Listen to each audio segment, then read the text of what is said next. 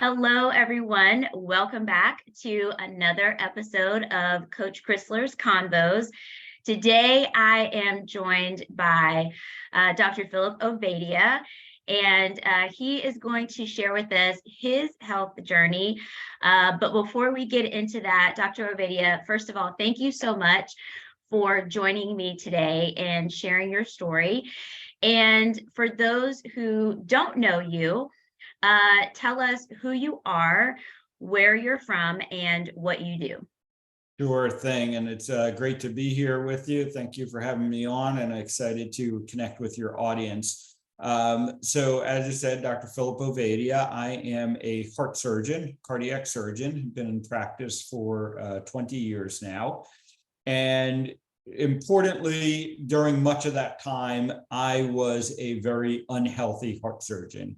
I had reached a point where I was morbidly obese. I was pre-diabetic, and I realized that I was going to end up on my own operating table, so to speak. I was following the same pathway that so many of my patients had followed. And I was following the same advice that, I would give my patients. And I realized it was failing me, just like it had failed so many of them. And thankfully, going back about 7 or 8 years now, I started to come across some different ideas about what makes us unhealthy and what we need to do to be healthy and to prevent problems like heart disease. And I changed a number of things about the way that I live my life, what I eat and what I do. And I had great success. And ultimately, I came to realize that that was the advice that would help my patients as well. So over the past couple of years, I've added a secondary component to my medical career. I have a telemedicine practice now that I help people to reverse and prevent chronic disease with a focus on heart disease. And I wrote a book last year. It's called Stay Off My Operating Table. And it is a heart surgeon's guide to metabolic health, to help people to, lose weight and feel their best every day. And so that's, the mission that I'm now on, to keep as many people as possible off of my operating table. Wow. Well, that is a fantastic mission. And I love your focus on prevention. I think in our current healthcare system, maybe more like sick care system, we really do spend a lot of time in the intervention mode, but you've kind of swung the pendulum to really focus on prevention and helping people, even if, they have entered into a disease state, to get them back to being fully healthy. So thank you so much for sharing that. I want to talk a little bit about your personal journey. Can you tell me a little bit about the moment where you kind of realize this system, or the things that I'm doing, the things that I've learned to do to be healthy and to help my patients? Can you tell me about kind of what that moment was for you when you realized this is not working? Yeah. So, as I said, I had become morbidly obese. I had become pre-diabetic, and I, like so many other people, had tried and had some short-term successes, lost some weight, but invariably would gain it back and more. And then, my journey really started, I guess I would say, after hearing Gary Taubes deliver a talk at a medical conference that I was at. Interestingly enough, it was a meeting of heart surgeons, the Society of Thoracic Surgeons. And Gary at that time had just written The Case Against Sugar. And, when he spoke, it was the first time that I really heard the concept that the types of food are more important than the amount of food that we eat. It prior to that had always been the eat less, move more, kind of framework. Right. And I read Gary's books, and I started, eliminating sugar at first, and then, processed carbohydrates in general, and ultimately, went on a low carb kind of keto type diet, finally landing on carnivore, and had great success. And that led me to ask some questions as to, why I had to learn this from a journalist, no knock on Gary by any means, but, why was I hearing this from a journalist and then, the other people in the community, things like engineers and computer scientists, and why wasn't I hearing this from, my medical school professors or my fellow physicians, and certainly from the, the medical societies, and that, led me down a pathway where I ultimately realized that, this information can help people to truly prevent problems, to reverse problems that they have developed around their health.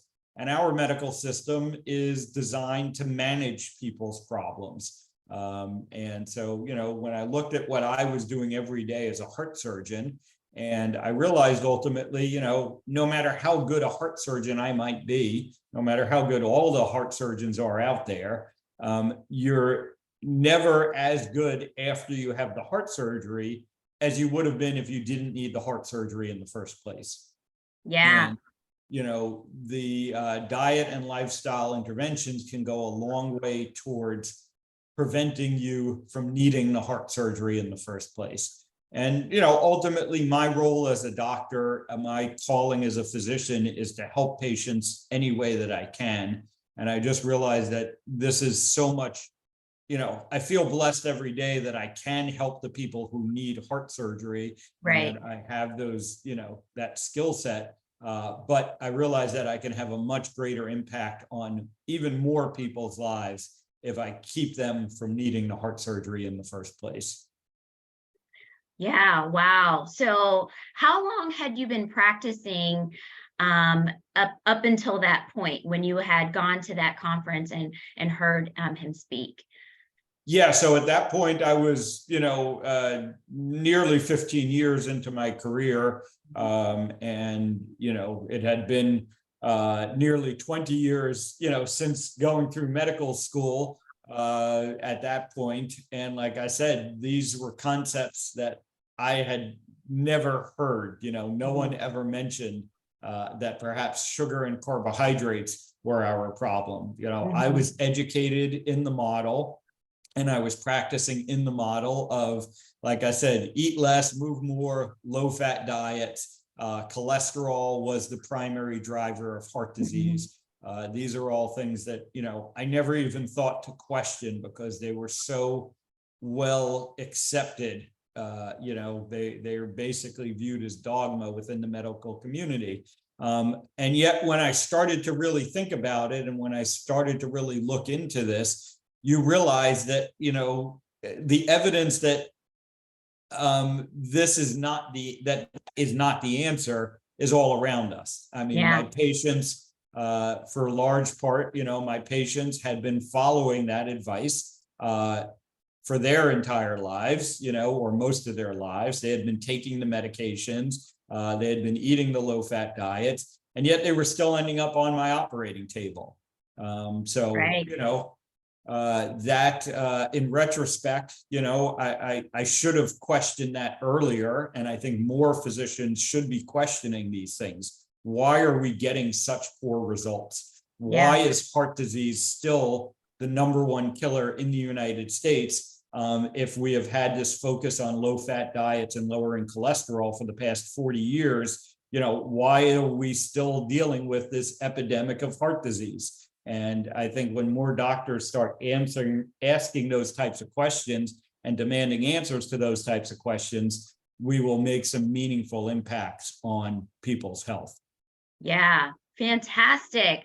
You're so right. I mean, there's a lot of times where, people just kind of take what they're told and they don't question. It's like, okay, well, this is just what I'm supposed to do.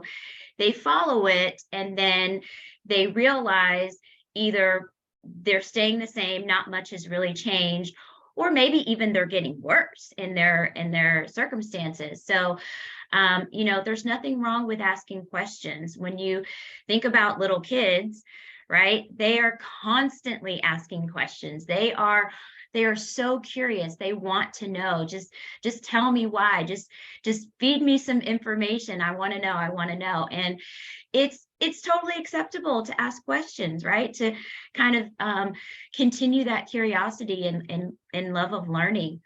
So as you mentioned, you started with cutting out sugar, and move forward with that. So was there a particular reason why you chose to start with that? Kind of what was the driver for starting in that area? Yeah, as I said, after listening to Gary talk and then reading the books, it made sense. And I said, it's worth a shot. What I had been doing up until this point isn't working. Let me try something different. And I just, as I did it, it worked. It worked for me. It was sustainable. It was a much, I would say, much easier way, it seemed like, to, lose weight and improve my health. And as I read more and more about it, because then I did become curious and I went into the medical literature and I saw that we do have a lot of scientific evidence to support this. And then I got involved in the communities and I saw all the other people who were having successes. And, thankfully did start to connect with other physicians who were doing the same. So all the evidence, just kind of reinforced it. And, here I am, coming up on, 7 years later, and now having lost 100 pounds and maintained that weight loss for the time, and literally, being in the best shape of my life, feeling the best that I've ever felt. And so, that just has continued to reinforce it for me. And as I mentioned, it's changed some over that time, but it's still in that same framework. And ultimately, that framework is what I put forth in my book. And it really just comes down to, eat real food is the big concept there. And there are lots of different ways to do that. And again, I lay that out in my book that, you can do this as a vegan, you can do it as a carnivore, you can do it as lots of things in between. But when we just get back to that very, simplistic idea of eat real food, and unfortunately, it may not be simple to put into practice in today's environment, but when you do, it has very powerful results. Yeah, absolutely. I think a lot of people who, hear that, oh, well, it's so simple. They're like, well, why can't I do it? Why am I struggling? And then that's where, folks like you and I and other practitioners, coaches, come into play, where we can assist them and guide them through that process. Because, getting started, there's a lot of barriers. There's a lot of traps maybe people will fall into. And the key thing, one of the key things I heard you say was sustainable. Earlier, when you were mentioning, kind of how you were experiencing the weight loss and gain, it was this back and forth for you that I think a lot of people experience. And so they're thinking, how is this going to be different, right? How is this actually going to be something that lasts? It needs to be something that's sustainable. And oddly enough, those simple changes, one step at a time, are much more sustainable than going whole hog, full in, jumping into the whole, change of doing every single thing at once. Doing those simple things, taking it one step at a time, much more sustainable and much more, you get many more benefits in the long term than kind of just those short term and quick gains. So you mentioned, I want to talk about, kind of how you were feeling as a doctor, and just in your daily life, how you were feeling, 8 years ago versus how you are feeling today? You know, what's your day like even? Yeah, so I would say that the two biggest benefits that many people don't even realize are possibilities are the improvement in energy and the mental clarity that kind of comes with getting healthy. From an energy standpoint, I look back at myself, 8 years ago, and I was tired all the time. I would be taking naps in my office, some afternoons, after I had finished surgery to get through the rest of the day, or I'd be, drinking coffee constantly throughout the day to try and, power myself. And, now, I have endless energy, and I look at, not only am I still a practicing heart surgeon, but I run I run my telemedicine practice, and everything that goes along with speaking and talking and writing, and and I just have endless energy throughout the day. I just don't get tired anymore, and that's that should be how human beings feel. Right. You again, if we go back to sort of our evolution, if you were tired and you couldn't go out and hunt and gather food, you were going to end up dead. You weren't going to survive. So it doesn't make sense that as we get older, we just accept the fact that being tired is part of getting older, and it's simply not true. It simply shouldn't be our reality. So that's one thing I always challenge people on. And then, like I said, the mental clarity that comes along with metabolic health. And we now know that there is a very intimate relationship between your metabolic health and your mental health. And it never ceases to amaze me how consistently I hear this from my patients who make these changes. And you don't even realize the sort of brain fog, that processed food creates. And, we all sort of go through, most of us go through our lives, again, just not realizing that this is an abnormality. And then when you make the changes and all of a sudden you have all of this mental clarity, and you're just thinking so much clearer, your emotions are so much better controlled, because your blood sugar levels aren't constantly going up and down and affecting your emotions, and you're not hungry all the time, so you're not constantly thinking about food. There are just all of these things that go along with it that really have been quite noticeable. So I look back and I realize that I am a much better surgeon today. I am much more present for my patients. I am able to be there and just kind of better focused for them. And again, not something that I was expecting, or not something that I even recognized was a problem back then. But now looking back, I can clearly see how much better I function in my day-to-day, after I've made these changes. Yeah. I listening to you talk about these things, I think about the women that I typically work with. My clients are usually moms. They're usually working moms, and they're very busy, and they have this mentality of, this is kind of just the way it is. I'm a mom, I work, or I have, several children that I'm running around or whatever, and life is just busy. I'm just not supposed to have energy, right? I'm just not supposed to sleep well. And, what a sad expectation that they have, and that we've even placed on moms. It's like, well, you have children, you'll just sleep when you're an empty nester. It's like, why do we allow for this, and why do we encourage moms to just go and push themselves to the point where they are so run down, and then they cannot fully serve their families or their communities or whoever, their coworkers, whatever their situation is, and it is so many times that, I have these conversations where I hear just what you said.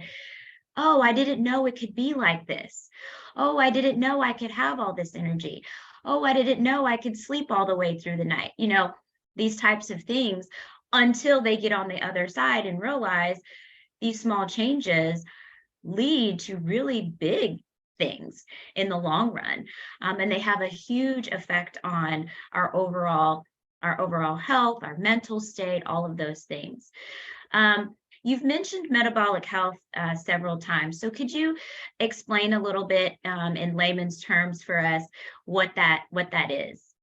Yeah, so the way that I explain metabolic health to people is, when we are metabolically healthy, our bodies are properly utilizing the inputs that we are giving it.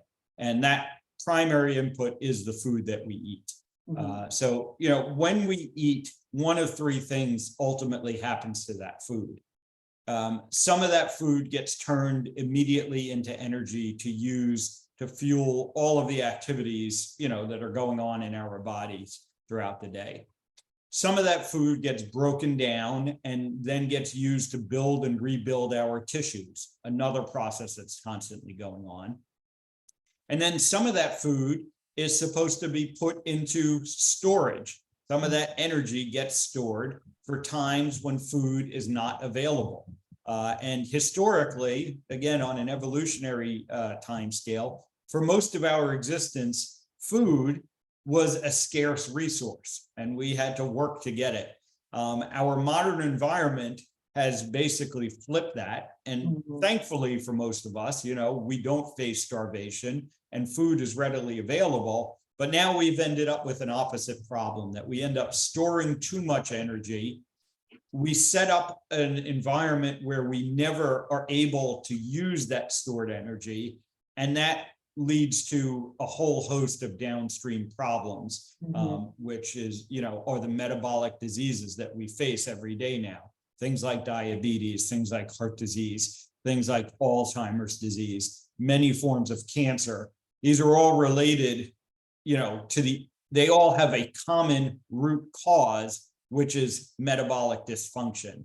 And what's powerful about that is that if we address that root cause, if we improve our metabolic health, not only are we, lowering our risk of developing heart disease, but we're also lowering our risk of developing all of these other chronic conditions. And that is really what ends up being so powerful, for the patients that I work with, because we're addressing many of their problems at the same time because we've identified the root cause. Yeah, wow, that was such a great and clear explanation. I think so many people hear some of these terms, things like metabolic health or pre-diabetes, and they're not quite sure what that means or even how all of these things are linked. So I do appreciate you kind of explaining it in a way that's very clear for everybody to understand. So, going forward in your practice, now that you have this other kind of leg to your practice and you're working with people on the root cause, what are you really wanting to get people to understand it, kind of boiling it all down? What is your main focus with your patients when they come to see you? Yeah, so really it starts with mindset. And what I want people to recognize, what I think is so sad these days, is that people don't realize that they can and should be healthy. So, the overarching message for people is that you need to take control of your health. No one else is going to make you healthy. There are lots of, environmental forces that are going against you being healthy. They're working to make you unhealthy, essentially. And so you need to take charge of your health. It's not up to your doctor to make you healthy. It's not up to the government to make you healthy. You need to be in charge of your health. You need to demand from yourself and from those that you work with that you are going to be healthy. Don't accept the narrative that, there's no option to be, that you need to be unhealthy, that you're destined to be unhealthy. We're going to do our best to sort of, minimize the impact of being unhealthy. But we're still just keeping you unhealthy. Don't accept that narrative. You can, you should be healthy. And this means as you get older, that doesn't change. And so I want people to ultimately realize that they are in charge of their health. And I want people to demand better for their health. Well, amen to that. I am all on board with that. So thank you so much for sharing your story and sharing a little bit about your practice and giving us some really good information. If people want to learn more about you, I know that you have an email newsletter that comes out and different things. So where can people find you, or how can they learn more? Yeah, so the best place to connect with me, ifixhearts.com. That really has all the information about everything that I do. I have the medical practice. I have coaching programs for people. I have a lot of educational resources, courses. The book is Stay Off My Operating Table. Award-winning, best-selling, available, everywhere, all the usual places. But if you go to my website, ifixhearts.com, that will connect you with all of the resources and information. Awesome. Well, thank you so much. And thank you to everybody who joined us for this conversation. Remember to hit the subscribe button so that you get all the combos. Check out Dr. Ovadia at ifixhearts.com. And always, we will see you next time back here for another Coach Krisler's Conversations. Bye-bye. Thank you.